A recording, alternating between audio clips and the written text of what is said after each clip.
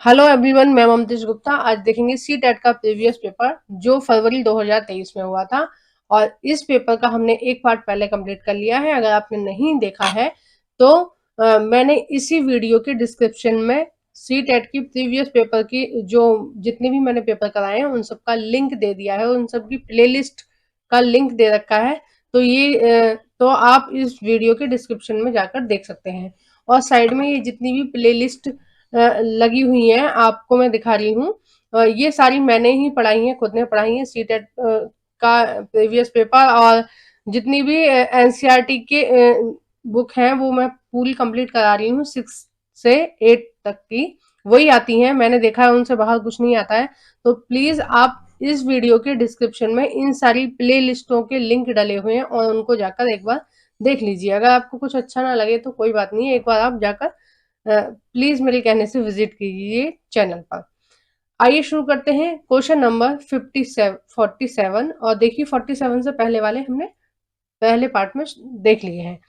सूर्य पूर्व में उदय होता है क्योंकि, अब देखिए सूर्य पूर्व में क्यों उदय होता है पृथ्वी पर। पहला है पृथ्वी पूर्व से पश्चिम की ओर चक्कर लगाती है। दूसरा है पृथ्वी पश्चिम से पूर्व की ओर चक्कर लगाती है। तीसरा है पृथ्वी अपने अक्ष पर झुकी हुई है। और चौथा है पृथ्वी का चक्कर 24 घंटे लेता है। तो इसका जो सही आंसर हो जाएगा, पूर्व में क्यों उदय होता है वो बताना है हमें, वो देखना है। क्योंकि जो पृथ्वी है वो कैसे चक्कर लगाती है, वो लगाती है पश्चिम से पूर्व की ओर। और ये आपके 6 क्लास की एनसीईआरटी से आया है क्वेश्चन। ठीक है, नेक्स्ट देखते हैं क्वेश्चन नंबर 48। भारत में केंद्रीय सरकार, देखिए ये क्वेश्चन वाला है, न्यूमेरिकल है तो इसमें थोड़ा टाइम लगेगा, तो हम इसको बाद में कभी देखेंगे। नेक्स्ट देखते हैं हम 49। दक्कन पठार अपने पश्चिमी भाग पर कौन सी भौतिक विशेषता से जुड़ा है। पहला है, देखो दक्कन का पठार किधर, पश्चिमी भाग पर। अब देखिए एक बार हम इधर देख लेते हैं। देखिए ये मान लीजिए ये भारत है, ठीक है, ये क्या है, ये भारत है आपका। ठीक है, थोड़ा नक्श जो ये है ये गलत बनाया है। मेन जो चीज है ये प्रायद्वीपीय भारत या दक्कन का भारत समझने की है। देखो ये जहां से मैंने लाइन खींची है इससे नीचे नीचे वाला ये जितना भी त्रिकोण में दिख रहा है ये सारा दक्कन है। ठीक है, इधर ही हमें क्या मिलता है, दक्कन का पठार मिलता है। अब देखिए इसके पश्चिमी भाग की भौतिक विशेषता जुड़ी है।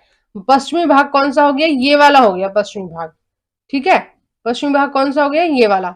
और इसको हम पश्चिमी भाग भी बोल सकते हैं और पश्चिमी घाट भी बोल सकते हैं। अब देखिए क्या विशेषता है इसकी। पहला है सतपुड़ा श्रेणी, देखो सतपुड़ा श्रेणी इधर है, ठीक है, नर्मदा नदी के नीचे। सतपुड़ा श्रेणी, विंध्या श्रेणी, ये नर्मदा नदी के ऊपर की तरफ है विंध्या श्रेणी। और सह्याद्री, तो पश्चिमी घाट को हम क्या बोलते हैं, सह्याद्री बोलते हैं। और फोर्थ है नीलगिरी। तो नीलगिरी कहाँ है, देखो नीलगिरी इधर है। ठीक है, ये केरल में भी आता है इसका कुछ भाग, कुछ कर्नाटक में और कुछ तमिलनाडु में आता है। तो इसका जो सही आंसर हो जाएगा वो हो जाएगा तीसरा। देखो सीधे सीधे ये ऐसे भी पूछ सकता था क्वेश्चन को कि पश्चिमी घाट को क्या कहते हैं, लेकिन इन्होंने क्या किया है, घुमा फिरा के पूछा है ताकि जो अभ्यर्थी हैं वो क्या है, कंफ्यूज हो जाए और क्वेश्चन उनका गलत हो जाए। Question number 50। उचित विकल्पों के साथ निम्नलिखित का मिलान कीजिए। कॉलम ए, देखिए ए है संगमरमर, तो संगमरमर किसका उदाहरण है, ये है कार्यांतित सेल का। ठीक है, ये किसका उदाहरण है, कार्यांतित सेल का। दूसरा है बलुआ पत्थर, बलुआ पत्थर किसका उदाहरण है, ये है अपसादी सेलों का। और देखो ये 7th क्लास के एनसीईआरटी से आया है। ठीक है, और ये है कोयला, और कोयला किसका उदाहरण है, ये जीवाश्म ईंधन का उदाहरण है। ठीक है, और ग्रेनाइट किसका उदाहरण है, ये है अग्निय सेलों का। ठीक है, ये किसका उदाहरण है, ये अग्निय सेलों का उदाहरण है। तो आइए देख लेते हैं इसका कौन सा ऑप्शन सही होगा। ए का 4, ए का 4 इसमें ही है, पहले में ही, और किसी में है भी नहीं, ए का 4। Next question number 51। निम्नलिखित युग्मों पर विचार कीजिए। और इसमें ये स्थल रूप दे रखे हैं और ये घटक दे रखे हैं। अब हमें देखना है कि कौन सा विकल्प सही है। ठीक है, एक बार आप इस तरह के जब भी क्वेश्चन आए तो एक बार आप नजर घुमाकर नीचे भी देख लें, ठीक है, कि ये पूछ क्या रहा है। देखिए पहला है तटबंध और दे रखा है पवन। पवन का तटबंध से कोई संबंध नहीं है, इसका संबंध है नदियों से। ठीक है, जो नदियां होती हैं वो अपने साथ जो अवसाद लेके आती हैं वो किनारों पर छोड़ देती हैं, तो उसको हम बोलेंगे तटबंध। बी है स्टेक। स्टेक का संबंध समुद्र तरंगों से है, ये बिल्कुल सही है।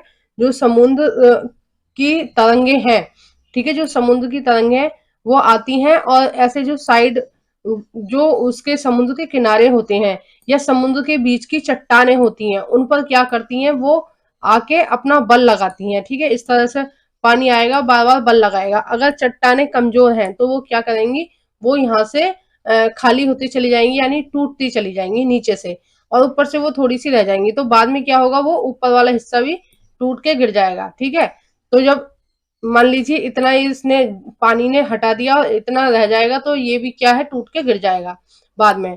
और इस तरह से इधर से आ रही है तो क्या होता है कि एक स्टिक जैसा बच जाता है बाद में, पानी के प्रवाह के बल की वजह से लास्ट में क्या होगा कि इस तरह की आकृति देखने को मिलेगी। ठीक है, बस इस तरह का रह जाएगा पानी के बीच में, तो उसको बोलेंगे हम स्टिक। ठीक है, और बाद में कुछ समय बाद जो जल है वो लगातार इस पे भी प्रहार करेगा और इसको भी खत्म कर देगा एट लास्ट। ठीक है, तो इसका संबंध किससे है, समुद्र तरंगों से है, तो बी वाला सही है।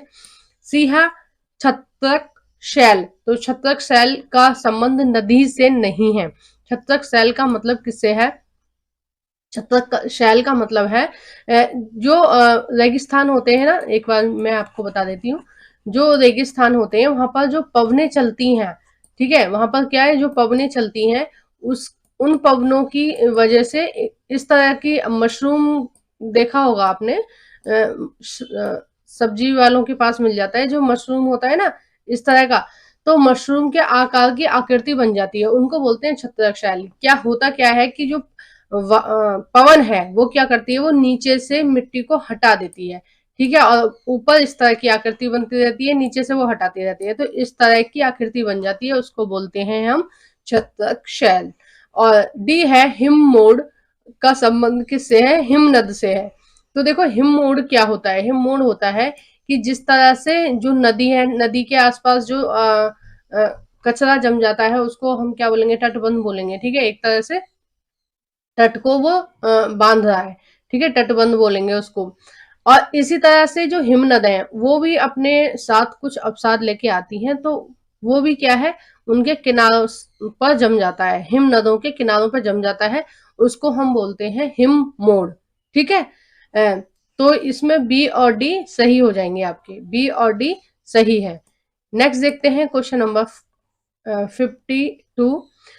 लद्दाख की जलवायु अत्यंत शीतल और शुष्क है, निम्न में से कौन सा कारक इसके लिए उत्तरदायी है। तो पहला है अक्षांश, दूसरा है ऊंचाई, तीसरा है वायु दाब एवं पवने, चौथा है समुद्र से दूरी। तो 52 का जो सही आंसर हो जाएगा वो हो जाएगा ऊंचाई, क्योंकि जो लद्दाख है वो बहुत ज्यादा ऊंचा है।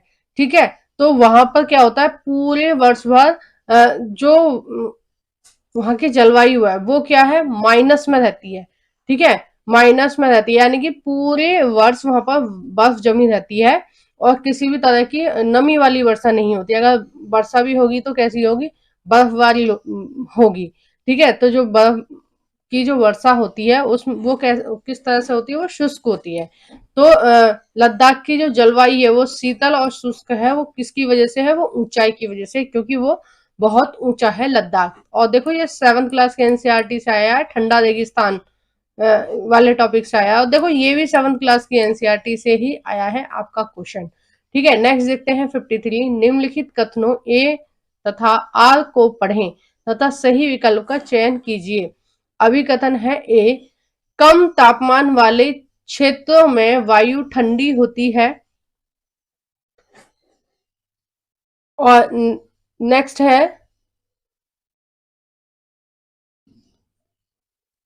है कि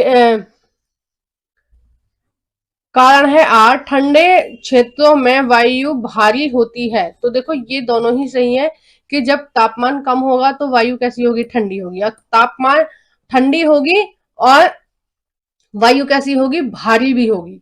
ठीक है, लेकिन अगर वहीं आप गर्म क्षेत्र की बात करें तो गर्म क्षेत्रों में कैसी मिलेगी, वायु आपको गर्म मिलेगी और हल्की मिलेगी। ठीक है, हल्की होती है तो इसलिए वो क्या है, ऊपर उठ जाती है। इसी तरह से जो वर्षा की प्रक्रिया होती है वो गर्म जलवायु की वजह से ही होती है। मतलब अगर गर्म हवाएं चलेंगी तो क्या करेंगी, वो पानी को ऊपर की तरफ उठाएंगी, है ना। गर्म वायु कैसी होती है, हल्की होती है। तो ये दोनों ही सही है, और ए और आर दोनों ही सही है, और आर और ए की सही व्याख्या है। ठीक है, यानी कि जो कारण है वो बिल्कुल सही दिया गया है, क्योंकि वहां की जो वायु होती है वो कैसी होती है, भारी होती है। नेक्स्ट देखते हैं 54, निम्नलिखित में से कौन सा जनसंपर्क माध्यम का उदाहरण नहीं है।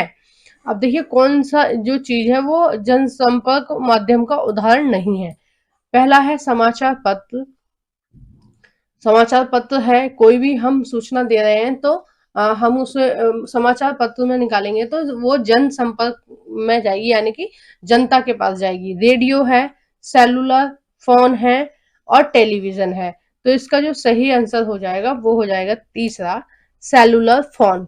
तो सेलुलर फोन से आप कितने लोगों से बात कर लोगे, एक लोग, दो लोग, तीन लोग, लेकिन अपनी बात को जन तक पहुंचाना, जनता तक पहुंचाना, वो किसके जरिए हो सकता है, वो या तो समाचार पत्र, रेडियो या टेलीविजन के जरिए ही हो सकता है।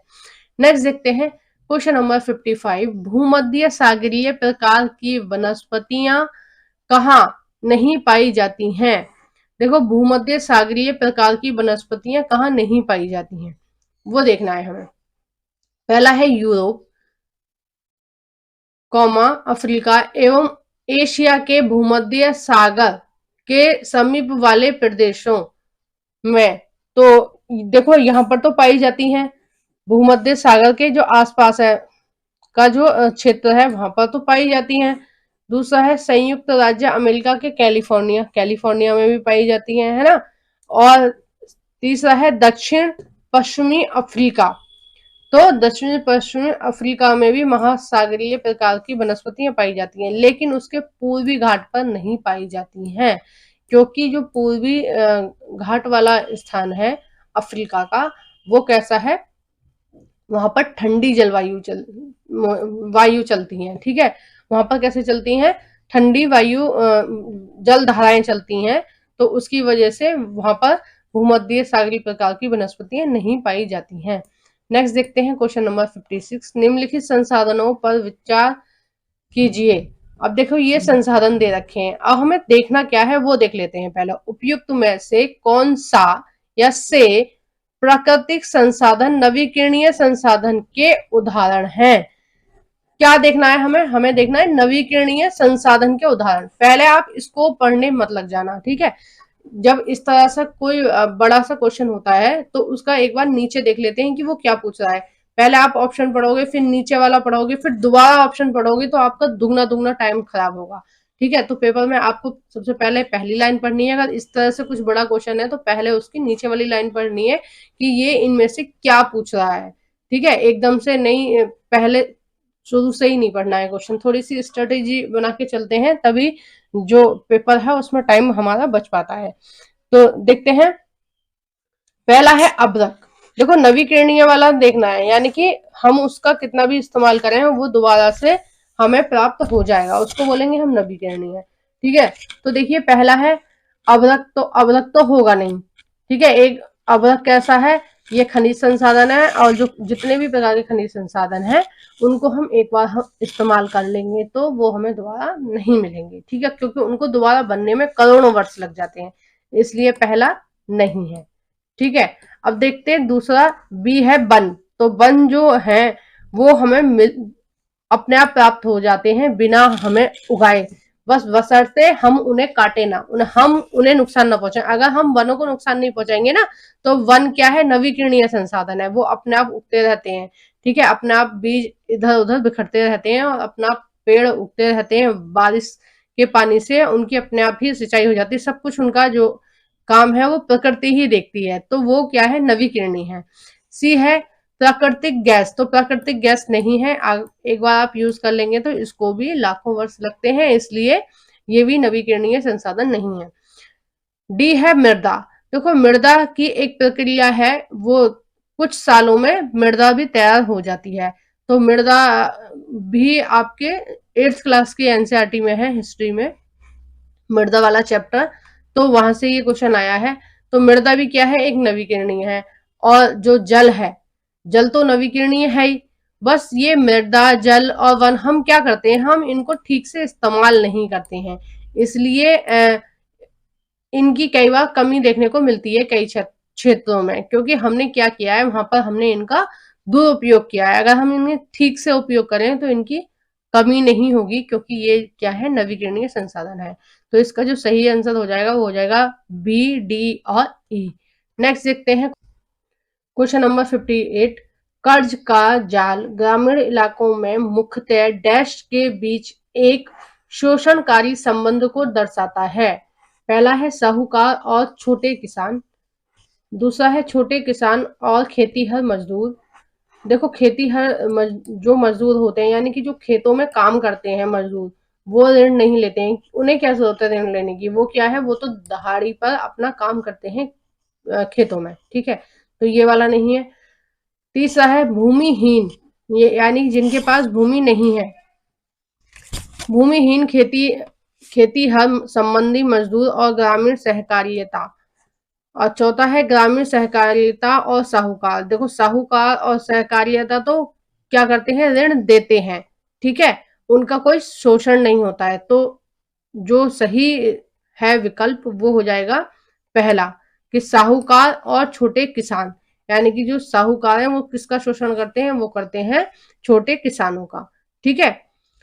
नेक्स्ट देखते हैं क्वेश्चन नंबर 59। निम्नलिखित कथनों ए तथा आर को पढ़ें तथा सही विकल्प का चयन कीजिए। अभिकथन है ए, स्वतंत्रता में लोकतंत्र में स्वतंत्र संचार माध्यम मीडियम महत्वपूर्ण है।